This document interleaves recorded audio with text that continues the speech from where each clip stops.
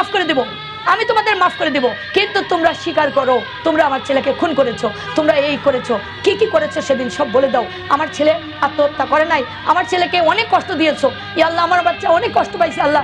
এবার কুরবানির ঈদের এবং এই 6 ডিসেম্বরের, এই 6 সেপ্টেম্বরের আমার অনুভূতিটা আপনারা জানতে চাইছেন, আপনারা সহ্য করতে পারবেন?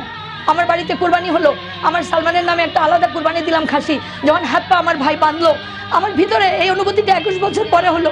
ইয়া আল্লাহ, সামিরার মা তো আমার ছেলেকে এইভাবে পা বেঁধেছিল, সামিরা তো রুমাল দিয়ে মুখ চেপে ধরেছিল, আমার মাথাটা ঘুরে গেল। আমি আর এই প্রথম কুরবানির গোশত আমি কাটতে পারি নাই, আমি রাখতে পারি নাই, আমার বড় কষ্ট হয়েছে, আমার ছেলেকে এইভাবেই কষ্ট দিয়েছে, এটা আমার অনুভূতি।